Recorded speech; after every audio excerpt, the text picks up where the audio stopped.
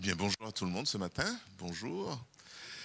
Je ne sais pas vous, mais lorsque je parle de ma foi, lorsque je partage ma foi à mes amis, à mes collègues, j'entends souvent les mêmes remarques qui reviennent.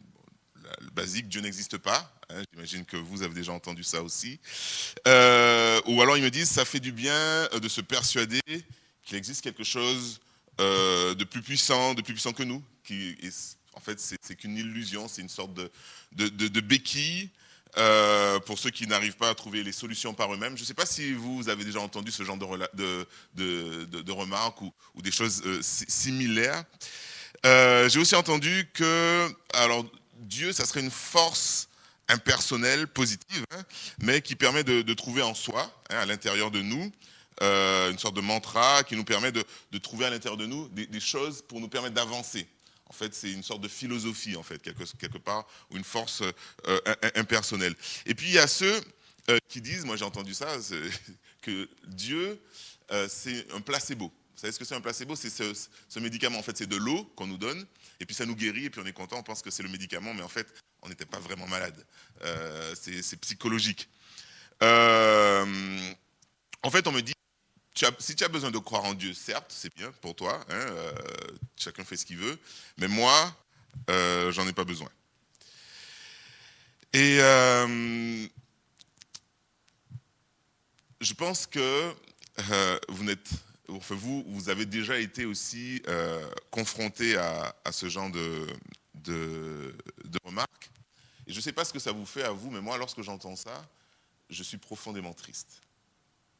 Ça m'attriste profondément. C'est pas une révolte ou me dire ils sont bêtes. Non, c'est une grande tristesse que j'ai à l'intérieur de moi parce que je me rends compte de ce qu'ils ratent en fait ces personnes.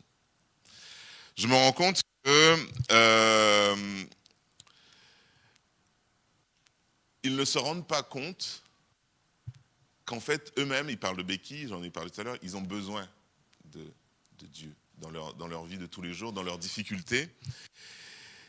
Et puis je me dis aussi qu'il ne faut pas que je sois étonné, parce que comme disait Salomon, vous savez, dans l'Ecclésiaste, il disait, ce qui a existé, je cite, ce qui a existé, c'est ce qui existera, et ce qui s'est fait, c'est ce qui se fera. Il n'y a rien de nouveau sous le soleil. Ces remarques qu'on entend aujourd'hui, parfois certains disent, ouais, avec les avancées de la science, comment peut-on croire en Dieu? Ils se croient très modernes. Mais en fait, c'était déjà le cas, vous savez quand? Dans le jardin d'Éden. Je vous explique. En fait, toutes ces pensées viennent de l'idée que l'homme peut se suffire à lui-même à la force de sa volonté. Que, à la force de son intelligence, poussé peut-être par un vent de ses valeurs, de toutes ces bonnes valeurs que l'on peut connaître, bonnes valeurs, je ne les dénigre pas, elles sont bonnes, il vit dans l'illusion, et c'est Satan qui distille cette illusion dans son esprit, qu'il peut se passer de Dieu. Et on pense souvent que le premier péché, c'était la désobéissance. Et moi, je crois que le premier péché, c'était justement de croire que l'homme croit qu'il peut se passer de Dieu, qu'il peut être Dieu. Je vais vous argumenter un petit peu ce que je dis en allant dans la Genèse, ce n'est pas la peine de chercher. Je vais juste vous citer ce que disait le serpent. Il dit, Dieu sait que le jour où vous en mangerez, donc du fruit, vos yeux s'ouvriront et vous serez comme Dieu, vous connaîtrez le bien et le mal.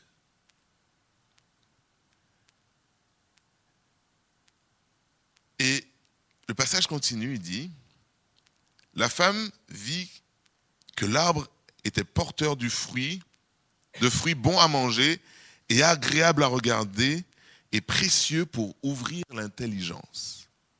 Et la question que je me suis posée, c'est d'où elle sait que c'est précieux pour ouvrir l'intelligence? Moi, quand je regarde une pomme, je me dis c'est bon, c'est sucré, je ne sais pas. Mais je ne vais pas me dire, c'est précieux pour ouvrir mon intelligence. On est d'accord. En fait, moi, ce que je me suis dit, ce n'est pas tellement le fait de regarder l'arbre qui a été attrayant pour elle. C'est ces paroles du serpent.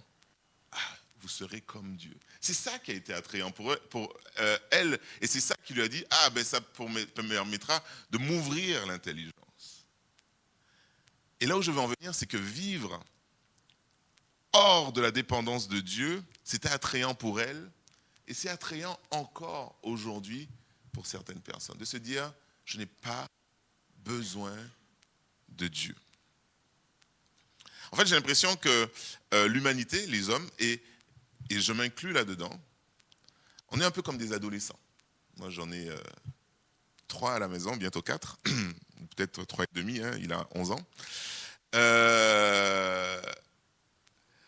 Et les parents qui ont déjà eu des adolescents, et les parents qui en auront bientôt, hein, peut-être renseignez-vous, hein, je vous conseille, on ne sait jamais. Quand ça va venir, bonne chance. Enfin, je ferme la parenthèse. Non, j'ai l'impression que nous sommes comme des adolescents et on veut que les parents nous laissent tranquilles. Et on ne se rend pas compte qu'en fait, on n'est pas prêt.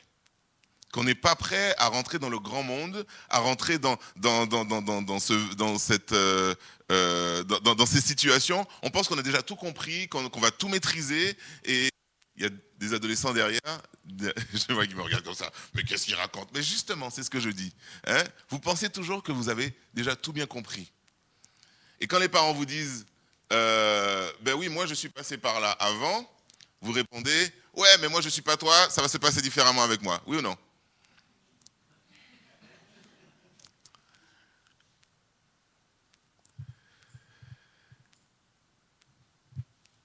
En fait, l'homme, aujourd'hui, grâce à l'intelligence que Dieu lui a donnée, a fait des avancées technologiques, a fait des avancées sociétales aussi, et pense que vraiment, il n'a pas besoin de Dieu, que tout ça s'est passé uniquement par la force de ses propres capacités.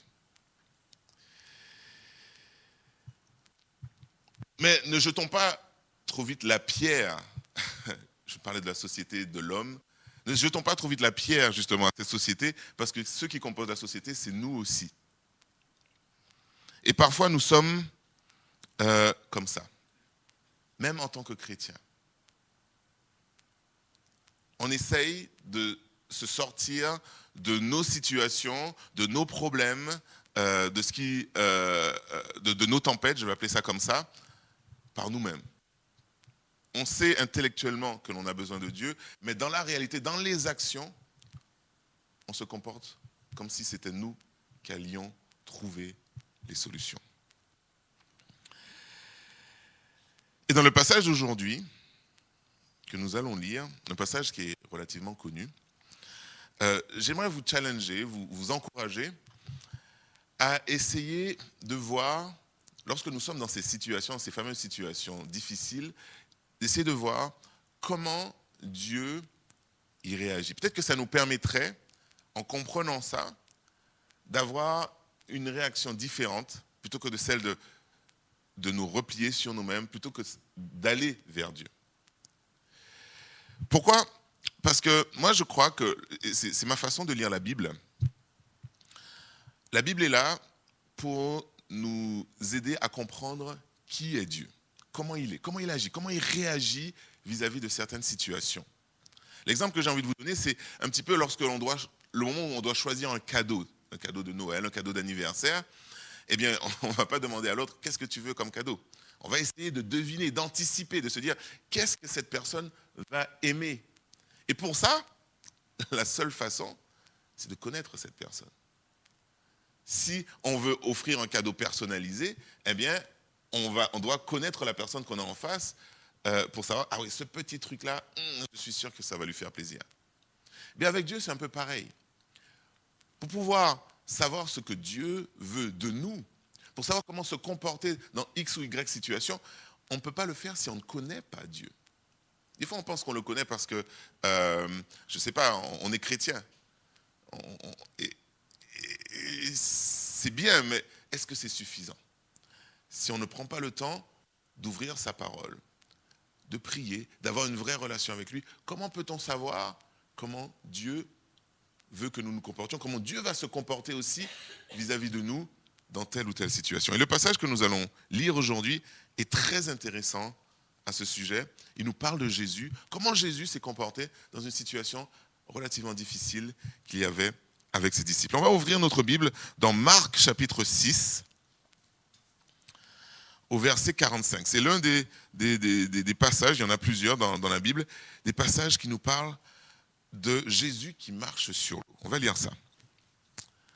Aussitôt après, il obligea ses disciples à monter dans la barque et à le précéder sur l'autre rive, vers Bethsaïda, pendant que lui-même renverrait la foule. Quand il l'eut renvoyé, il s'en alla sur la montagne pour prier. Le soir venu, la barque était au milieu du lac, et Jésus était seul à terre. Il vit qu'ils avaient beaucoup de peine à ramener, donc sous-entendu le bateau, car le vent leur était contraire. C'est à la fin de la nuit, il alla vers eux en marchant sur le lac et il voulait les dépasser. Quand ils le virent marcher sur le lac, ils crurent que c'était un fantôme et ils poussèrent des cris, car ils le voyaient tous et ils étaient affolés. Jésus leur parla aussitôt et leur dit « Rassurez-vous, c'est moi, n'ayez pas peur. » Puis, il monta près d'eux dans la barque et le vent tomba. Ils étaient eux-mêmes extrêmement stupéfaits, car ils n'avaient pas compris le miracle des cœurs étaient endurcis. Sur ce dernier passage, juste pour vous situer un peu, en fait, tout ça se passe juste après que Jésus nourrit 5000 personnes grâce à 5 pains et 2 poissons, donc le fameux miracle de la multiplication des pains que vous connaissez certainement.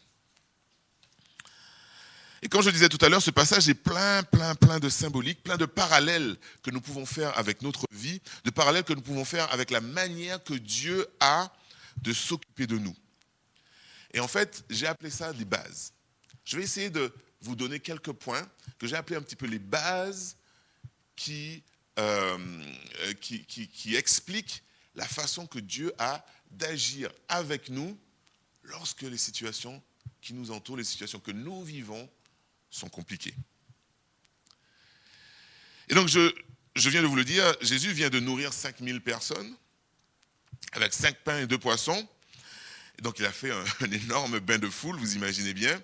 Et il a un moment où il a besoin de solitude. Le texte nous apprend que cela se passe également juste après qu'il ait appris la mort par décapitation de son ami Jean-Baptiste, de son cousin Jean-Baptiste. Donc, vous imaginez l'état émotionnel dans lequel Jésus peut être à ce moment-là. Les 5000 personnes arrivent, il les nourrit malgré tout, mais maintenant il a besoin d'un peu de solitude. Donc, il s'arrange pour être seul. Et peut-être, on peut s'imaginer que les disciples voulaient encore passer un peu de temps avec lui, mais le texte est intéressant. On va revenir donc sur le premier verset, le verset 45. C'est écrit aussitôt après, il les obligea. J'aimerais qu'on attire votre attention sur ce verbe qui est choisi dans ce texte. Et parfois, vous savez, les verbes varient d'un récit à l'autre, mais on le retrouve aussi dans Matthieu, dans le récit donc, de cette histoire dans Matthieu, où Jésus les obligea à prendre le bateau sans lui et à partir. Les disciples n'avaient pas de choix. Et la question qu'on peut se poser, parce que vous avez lu le texte comme moi, quelques temps plus tard, les disciples se sont retrouvés au milieu de la tempête. Il y avait des vents contraires, nous dit le texte. La question que l'on peut se poser, c'est est-ce que Jésus savait que les vents allaient tourner et qu'ils allaient se retrouver au milieu du lac dans la tempête? Est-ce qu'il le savait? Bien sûr que oui. Bien sûr que oui, que Jésus savait qu'ils allaient se retrouver en difficulté, et pourtant il les envoya, et il ne leur a pas demandé « Est-ce que vous pouvez y aller, s'il vous plaît ?» Il les a obligés à y aller vers une situation qu'ils savaient qui allait se passer. Alors voici la première base, voici la première leçon pour comprendre cette façon que Dieu a d'agir envers nous. Dieu nous laisse aller vers les difficultés. Parfois, c'est lui-même qui nous envoie vers ces difficultés.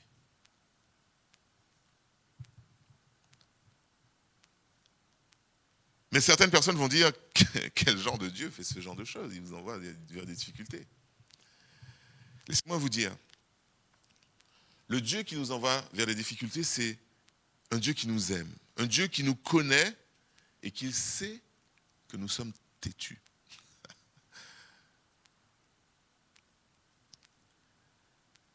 Que nous sommes toujours, comme je le disais tout à l'heure, toujours certains, tellement certains d'avoir raison, alors que nous avons tort.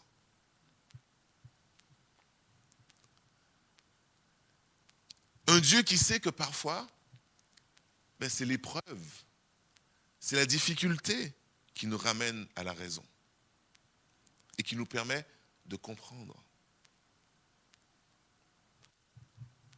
Nous sommes un peu comme des fils et des filles prodigues. Vous connaissez cette histoire dans la Bible. Le père aurait pu lui expliquer 1000 ans, reste avec moi, reste avec moi. Il n'aurait jamais compris. Il fallait qu'il parte, qu'il dilapide tout ce qu'il avait, qu'il se retrouve dans une difficulté énorme. Et c'est seulement à ce moment-là qu'il a compris qu'en fait, c'était pas si mal avec papa en vrai. Jésus les a obligés à partir sur le lac.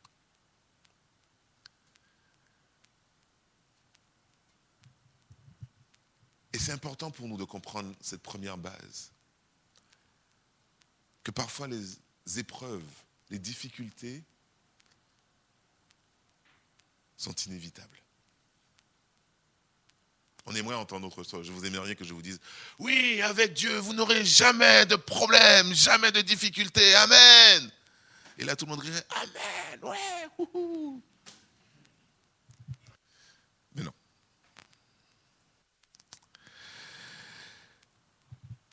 Les épreuves, les difficultés sont inévitables. Et la Bible ne nous a pas menti. La Bible ne nous ment pas. Suivre Dieu, c'est éviter les vents contraires, éviter les tempêtes. Mais suivre Dieu, c'est savoir qu'il est avec nous dans ces moments-là. Et parfois, on utilise beaucoup trop d'énergie à rejeter Dieu lors des difficultés, alors qu'on devrait utiliser cette énergie plutôt pour le laisser entrer, pour le laisser venir, pour qu'il puisse nous accompagner. Beaucoup trop d'énergie à dire pourquoi Dieu tu m'aimes pas, plutôt que de dire ok, je vais prier, je vais demander à Dieu de m'accompagner, je vais rechercher la face de Dieu, je vais rechercher ce que Dieu veut m'enseigner au travers de cette difficulté.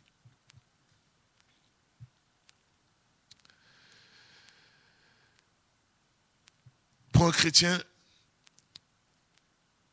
l'épreuve doit avoir une toute autre saveur que l'amertume, le désespoir.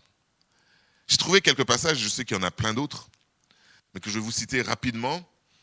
J'ai trouvé très intéressant parce qu'à chaque fois, c'est pour retenir, à chaque fois, c'est dans le chapitre 5. C'est Romains chapitre 5, verset 3 qui nous dit « Bien plus, nous sommes fiers même de nos détresses, sachant que la détresse produit la persévérance, la victoire dans l'épreuve, et la victoire dans l'épreuve, l'espérance. Or, cette espérance ne trompe pas, parce que l'amour de Dieu est déversé dans notre cœur par le Saint-Esprit qui nous a été donné. » Nous sommes fiers même de nos détresses. Romains chapitre 5, verset 3. Jacques chapitre 5, verset 10 qui dit « Mes frères et sœurs, prenez pour modèle de patience dans la souffrance les prophètes qui ont parlé au nom du Seigneur. Nous disons heureux ceux qui persévèrent. Vous avez entendu parler de la persévérance de Job. Vous connaissez l'histoire de Job. Et vous avez vu la fin que le Seigneur lui a accordée, car le Seigneur est plein de tendresse et de compassion. » La Bible nous parle d'être guéris, mais elle ne nous parle pas d'éviter les difficultés. Jacques chapitre 1, c'est pas un chapitre 5 celui-là, mais « Mes frères et sœurs, considérez comme un sujet de joie complète les diverses épreuves auxquelles vous pouvez être exposés, sachant que la mise à l'épreuve de votre foi produit la persévérance. » Considérez comme un sujet de joie complète les diverses épreuves. Waouh! Et enfin, 1 Pierre chapitre 5, verset 10, nous dit, « Le Dieu de toute grâce vous a appelé en Jésus-Christ à la gloire éternelle. Après que vous aurez souffert un peu de temps, il vous rétablira lui-même, vous affermira, vous fortifiera, vous rendra inébranlable. À lui soit la gloire et la puissance au siècle des siècles. Amen. » Après que vous aurez souffert un peu de temps. La Bible ne nous a jamais menti et ne nous ment pas. On va passer par les épreuves et les épreuves sont inévitables. Première base pour pouvoir comprendre comment Dieu agit dans nos vies. Mais ce n'est pas tout. On va aller dans le verset 48, s'il te plaît. Un petit peu plus bas. Vous savez, Jésus il est monté sur la montagne, etc. Et puis le texte nous dit une chose que j'ai trouvée magnifique en vrai. Il vit qu'ils avaient beaucoup de peine à ramener le bateau, car le vent leur était contraire.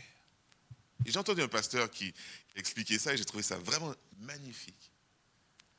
En fait, Jésus les a envoyés sur le bateau, ils sont partis sur le lac. Et lui, il est monté sur la montagne. Et de la montagne, il les voyait. Il ne les a jamais perdus de vue tout le long du chemin. Et il a vu exactement à quel moment ils sont entrés dans les difficultés. Il n'était pas avec eux dans le bateau, mais il était au courant de tout ce qui se passait. De leur point de vue, de notre point de vue, ces vents violents et compagnie, « Oh, qu'est-ce qui se passe? On va mourir. Jésus, il est où? Qu'est-ce qui se passe? Ah, s'il savait. » Mais dans la réalité, il savait. Et donc la deuxième base, la deuxième chose importante avec laquelle je voudrais qu'on puisse partir aujourd'hui, c'est que Jésus veille sur nous. Dieu veille sur nous à chaque instant. On a peut-être l'impression d'être seul quand on est tellement pris dans la tourmente. Mais il garde toujours un œil sur nous. Et il y a un verset que j'aime beaucoup, que vous connaissez peut-être en Corinthiens chapitre 10, qui dit « Aucune tentation, aucune épreuve ne nous est survenue qui n'ait été humaine. Dieu est fidèle et il ne permettra pas que vous soyez tentés, que vous soyez éprouvés au-delà de vos forces.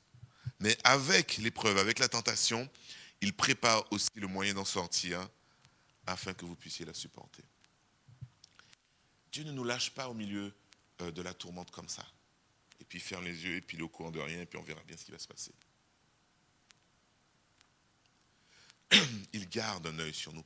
Il veille sur nous. Deuxième chose importante à savoir.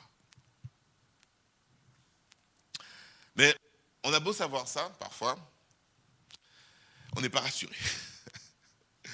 Parce qu'on ne voit pas on voit pas le bout du tunnel. Ça fait 1 an, 2 ans, 3 ans, 5 ans, 10 ans peut-être que vous êtes dans ces difficultés. Je ne sais pas. Et on se dit, mais quand est-ce que je vais m'en sortir? Qu'est-ce que Dieu y fait? Pourquoi j'y suis encore? Et je n'ai pas une réponse facile à ça. Ça reste la façon dont Dieu fonctionne. Mais je n'ai pas une réponse facile à ça. Parce que la deuxième partie de ce passage nous montre que Dieu est venu vers la fin de la nuit. Vers la fin de la nuit, Jésus il est venu, il alla vers eux en marchant sur le lac. Et il voulait les dépasser. Vers la fin de la nuit. J'imagine que lorsqu'il les a vus dans les difficultés, il était sur la montagne, on est il y a longtemps, enfin il n'y a pas d'éclairage public, il ne pouvait pas les voir s'il faisait nuit, donc il faisait déjà jour, il faisait encore jour, à ce moment-là, lorsqu'il les a vus. Mais il n'est pas venu tout de suite. Il a laissé un temps passer, le temps de descendre, puis de marcher un peu sur l'eau, tranquille.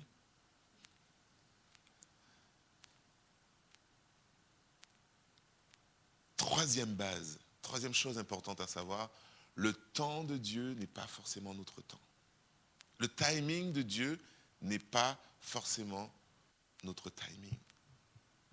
Et ça, c'est pas toujours facile à entendre. On veut toujours que Dieu agisse tout de suite. Et on voudrait que le timing de Dieu soit notre timing. Moi, je pense que les disciples sur le bateau, 5 minutes après le début des vents contraires, ils voulaient déjà que ce soit fini, à mon avis. Hein. Et je pense que nous, on est comme ça. On veut des solutions de suite. Mais non. Et souvent, et ça c'est une parenthèse que je fais, mais souvent, je pense que si le timing de Dieu n'est pas notre timing, peut-être, c'est à nous de réfléchir, peut-être que c'est parce qu'on n'a pas encore compris la leçon que Dieu veut nous apprendre au travers de cette épreuve et qu'il faut que ça dure encore un petit peu. Je ne sais pas. Peut-être c'est une piste de réflexion pour nous. En tout cas, une chose est sûre, c'est que Dieu a son timing propre et j'aime à croire que le timing de Dieu, c'est le timing parfait. Si ça arrive à ce moment-là, c'est parce que ça devait arriver à ce moment-là. Ni avant, ni après. Et ce que nous devons apprendre, c'est à attendre Dieu.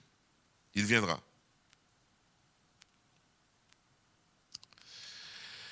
On va avancer sur notre texte, on va aller au verset 49.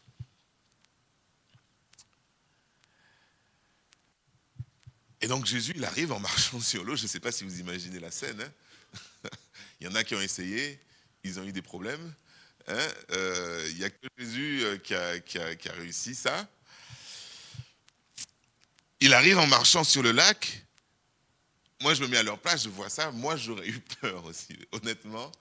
En plus, vous imaginez le contexte, il fait nuit, il y a du vent, le bateau il bouge dans tous les sens. Et on sait qu'on est au milieu d'un lac, donc a priori, il n'y a personne qui va arriver à pied. Et là, il y a Jésus qui arrive. Et la Bible dit, ils crurent que c'était un fantôme et ils poussèrent des cris, car ils le voyaient tous, donc ce n'était pas une hallucination. Hein. Tu es sûr, tu vois la même chose que moi? Oui, on voit ça. Attends, donc c'est réel. Ouf. Et ils étaient affolés. Et voici encore une autre chose que l'on peut apprendre de Dieu. C'est qu'une fois que son timing est arrivé, une fois que le moment d'agir est arrivé et qu'il agit, eh bien, il peut nous surprendre par ses façons d'agir. Son mode d'action ne va pas forcément être celui que nous attendions. Je me suis dit, imaginez encore les disciples avant qu'ils on leur dise, ouais, vous inquiétez pas, c'est vrai la météo est pas super, mais bon, vous inquiétez pas si vous avez un problème, Jésus il va venir. Ils auraient dit, ouais, attends, deux secondes, nous on part en bateau, Jésus il n'a pas de bateau, comment il vient? Eh ben il va marcher sur l'eau. Mais bien sûr. Ouais. Ils y auraient pas cru. Et pourtant c'est ce que Jésus a fait.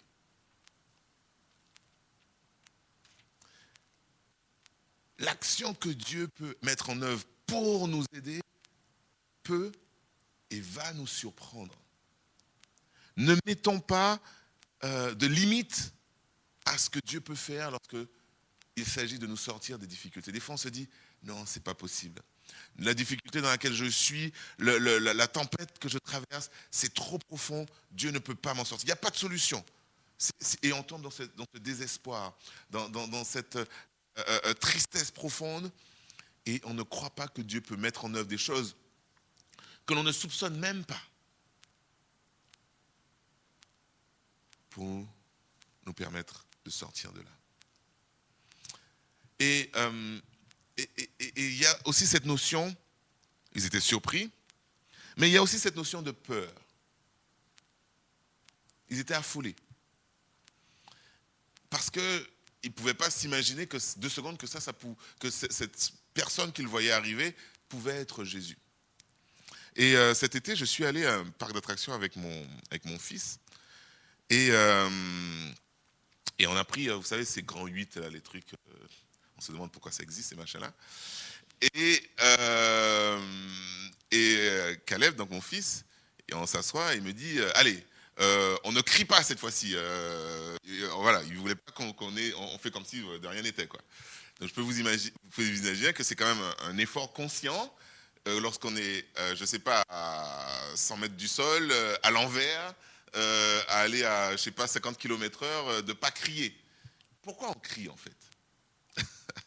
Et c'est ce que je me suis dit. Je me suis dit, pourquoi je crie? Mais parce que j'ai peur, hein, on est d'accord. J'ai peur que c'est une réaction naturelle en fait. Notre corps nous fait crier parce que il se dit, je vais mourir. Qu'est-ce qui se passe? Mais ce que je me suis dit, parce que je ne voulais pas crier, il y a mon fils juste à côté, il me dit, il ne faut pas crier. Lui, il ne crie pas, moi, je ne vais pas crier, hein, on est d'accord. Hein. Je me suis dit, mais attends, 2 secondes, Hervé. Tu as les protections, tu es bien accroché, tu as beau être à l'envers et tout, tu ne vas pas tomber, tout va bien se passer. T'inquiète pas. Et j'ai essayé de raisonner, en fait, et de me dire, ben voilà, j'ai les protections, je suis sur cette machine-là, ils font tourner ça, je ne sais pas combien de fois par jour, il n'y a pas d'accident, en général. Donc, tout va bien.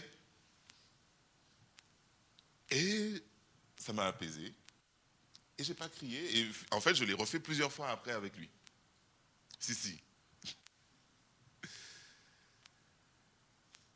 Et en fait, et en préparant ce message, je me suis dit, mais en fait, avec Dieu, c'est la même chose, en fait. C'est-à-dire qu'on a ces pulsions un petit peu qui viennent pour dire, ah, ça va mal se passer, ah, c'est horrible, qu'est-ce que c'est que ça, je vais mourir, etc. Mais si on prend le temps, 2 secondes, de réfléchir, de se poser, de se dire, mais en fait, Dieu, il a créé l'univers, oui ou non? Il a créé, et il maîtrise, il gère. Je peux lui faire confiance, oui. De la même façon que moi, je faisais confiance à ces bouts de métal et de caoutchouc qui me retenaient, qui empêchaient que je m'écrase au sol, je peux bien faire confiance à Dieu, non?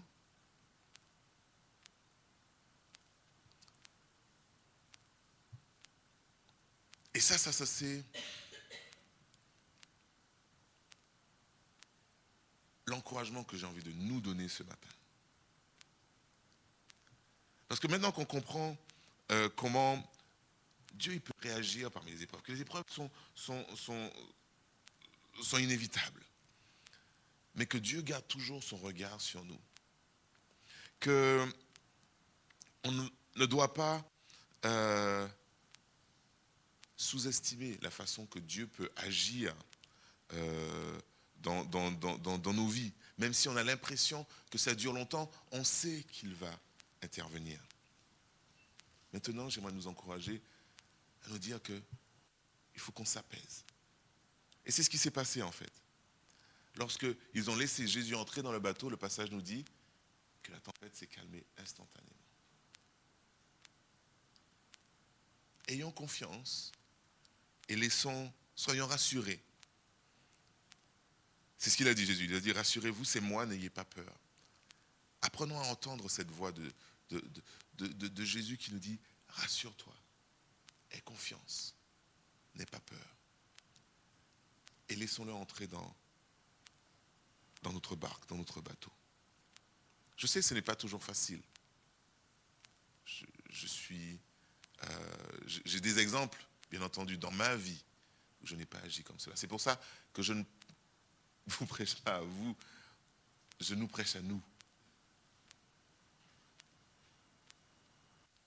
Et on va prier pour demander à Dieu de nous aider. Père Céleste, je te remercie déjà pour ta parole qui nous permet de comprendre comment tu agis, comment tu réagis vis-à-vis de nous, qui nous permet de te comprendre et ainsi de déceler ce que tu fais dans nos vies, de déceler tes actions dans nos vies. Ce n'est pas toujours évident pour nous. Mais je crois que si nous nous approchons de toi, si nous devenons encore plus proches, plus intimes avec toi, te déceler, te voir dans nos vies sera de plus en plus facile. Et je te prie, Père, pour cela, pour chacun d'entre nous ce matin. Que tu puisses nous aider à être plus proches de toi. Et puis je te prie aussi que tu puisses nous aider à comprendre toutes ces choses qu'on a vues aujourd'hui, qui ne sont pas toujours faciles à accepter.